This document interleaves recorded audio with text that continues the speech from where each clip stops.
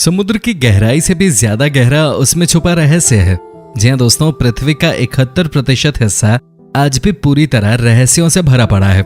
समुद्र की गहराई में छुपे रहस्यों का पता लगाने के लिए साइंटिस्ट दिन रात मेहनत करते हैं और इसी मेहनत का नतीजा है कि हमें समुद्र के बारे में आए दिन नई नई चीजों की जानकारी होती रहती है। समुद्र की गहराई में दफन कई ऐसे राज हैं जो अब लोगों के सामने आ रहे हैं। समुद्र में चलाए जा रहे तलाशी अभियान से हमें कई रहस्य और रहस्यमयी चीजों के बारे में पता चला है। तो चलिए आज के इस वीडियो में समुद्र के अंदर मिले 10 सबसे खास और अद्भुत चीजों के बारे में जानते हैं। Number 10, dugong. Dugong medium sized marine mammal है। इसकी लंबाई 2 से 3 मीटर और वजन 300 किलोग्राम तक होता है। इसे समुद्री गाय भी कहते हैं। मीट और तेल की वजह से इनका काफी शिकार किया जाता है, जिसकी वजह से डुगोंग विलुप्त होने के कगार पे पहुंच चुके हैं। इनके विलुप्त होने के कगार पे पहुंच चुके होने के बावजूद कुछ लोग अपनी हरकतों से बाज नहीं आते। कुछ साल पहले एक डुगोंग और उसके बच्चे को इंडोनेशिया में मछुआरों ने कैद कर लिया। इन दोनों को कैद करके समुद्र के अंदर ही अलग पिंजरे में रखा गया था। कैद करने वालों ने मदर डुगोंग को जंजीर से बांध रखा था। इसे टूरिस्ट के लिए कैद किया गया था ताकि लोग डुगोंग को करीब से देख सकें। जब डाइवर्स को पिंजरे में कैद डुगोंग को देखने की इजाजत मिली, उसके बाद जंजीर में बंधे इस पुअर क्रीचर की फोटो पूरी दुनिया में वायरल हो गई। फोटो इंडोनेशिया एनिमल वेलफेयर तक पहुंची। उसके बाद मिनिस्टर ने मछुआरे की कैद से डुगोंग और उसके बच्चे को आजाद कराया। Number 9, train graveyard. समुद्र की गहराई में डूबा हुआ जहाज मिलना आम बात है, लेकिन अगर समुद्र में 90 फीट गहराई में ट्रेन के 2 इंजन मिलें तो फिर यह हैरान करने के साथ ही कई सवाल भी पैदा करता है। 1985 में न्यू जर्सी के समुद्र में पॉल हेल्पर ने 90 फीट की गहराई में ट्रेन के 2 इंजन का पता लगाया। डीप रिसर्च के बाद पॉल हेल्पर ने बताया कि दोनों स्टीम इंजन 222T मॉडल के हैं। इनका निर्माण लगभग 1850 में किया गया था। इंजन का वजन 15 टन था, जबकि उस समय इंजन का औसत वजन 35 टन हुआ करता था। आर्कियोलॉजिस्ट का कहना है कि ये दोनों इंजन निर्माण के कुछ समय बाद ही समुद्र में डूब गए, लेकिन ये समुद्र में डूबे कैसे, इस बात का जवाब किसी के पास नहीं है। कोई नहीं समझ पा रहा कि आखिर 15-15 टन के 2 इंजन समुद्र में डूबे कैसे। किसी भी हिस्टोरिकल डॉक्यूमेंट में इन दोनों इंजन का जिक्र नहीं है। Number 8, Silfra, the crack between 2 continents. 2 continents के बीच के बॉर्डर लाइन को मैप पे देखना तो काफी आसान है, लेकिन यही बॉर्डर लाइन समुद्र के अंदर देखने को मिल जाए तो फिर ये किसी सरप्राइज से कम नहीं है। आइसलैंड के थिंगवॉल्वटन लेक के टेक्टोनिक प्लेट्स में पड़ी लंबी दरार यूरोप और अमेरिका कॉन्टिनेंट्स को अलग करती है। सिल्फ्रा का दरार अर्थ सरफेस में पड़ी सबसे बड़ी दरारों में से एक है।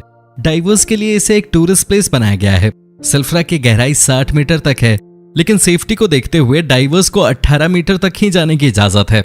इस लेक के पानी का तापमान 2 डिग्री से 4 डिग्री सेल्सियस तक होता है। अत्यधिक ठंड के बावजूद सिल्फ्रा डाइवर्स का फेवरेट अट्रैक्शन बना हुआ है। सिल्फ्रा क्रैक एकमात्र ऐसी जगह है जहां आप 2 कॉन्टिनेंट्स के बीच डाइविंग कर सकते हैं। सिल्फ्रा क्रैक हर साल लगभग 2 सेंटीमीटर खिसक रहा है। Number 7, Apollo 11 engine. नासा का अपोलो मिशन मानव इतिहास के सबसे महत्वपूर्ण मिशन में से एक था। इस ऐतिहासिक मिशन से जुड़ी एक चीज काफी महत्वपूर्ण है। मार्च 2012 में अमेज़न सीईओ जेफ बेजोस की एक्सपेडिशन टीम ने अटलांटिक ओशन में अपोलो 11 मिशन में इस्तेमाल किए गए रॉकेट इंजन को ढूंढ निकाला। नासा समेत सभी का मानना था कि यह इंजन हमेशा के लिए गायब हो चुका है, लेकिन जेफ बेजोस के पर्सनल इंटरेस्ट की वजह से इस इंजन को 40 साल बाद दोबारा लोगों के सामने लाया जा सका। मिशन के दौरान एस्ट्रोनॉट्स को स्पेस में लॉन्च करने के बाद F1 रॉकेट इंजन 5000 माइल्स प्रति घंटे की स्पीड से अर्थ एनवायरनमेंट में वापस आते हुए अटलांटिक ओशन की गहराई में खो गया था।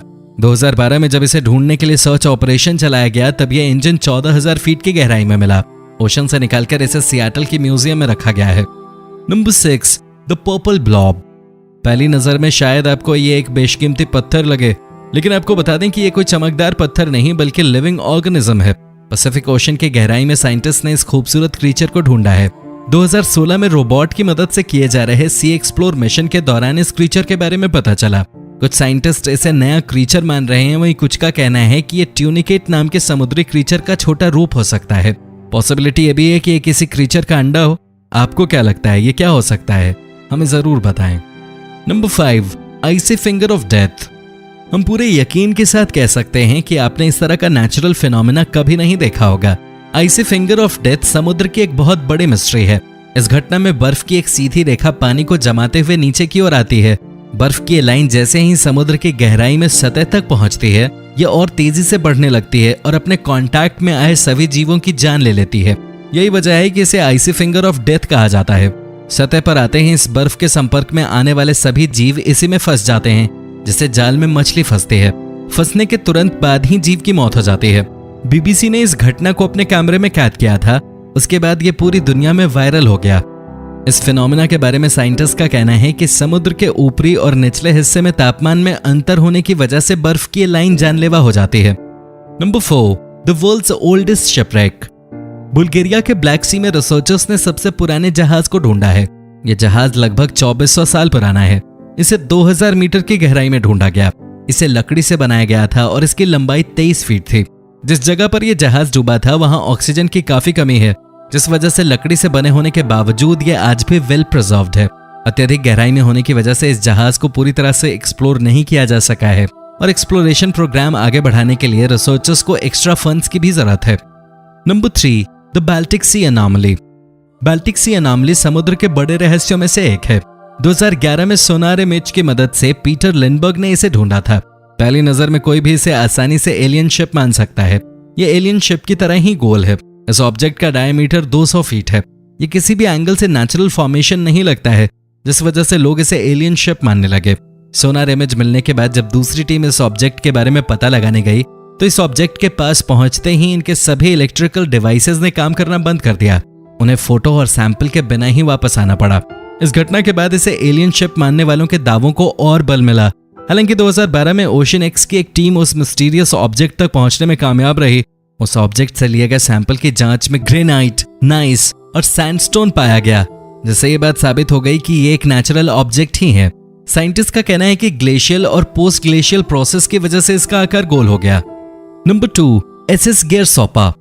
ओडिसी मरीन एक्सप्लोरेशन कंपनी के लिए 1941 में डूबे एसएस गेरसोपा जहाज को ढूंढना किसी लॉटरी से कम नहीं था। चांदी से लदा हुआ ये मर्चेंट शिप 1941 में जर्मनी के हमले में डूब गया था। इस हमले में 85 लोगों की जान भी गई। डूबने के बाद 70 सालों तक इस जहाज का कोई सुराग नहीं मिला। 2011 में ओडिसी मरीन एक्सप्लोरेशन ने इस जहाज को ढूंढ निकाला।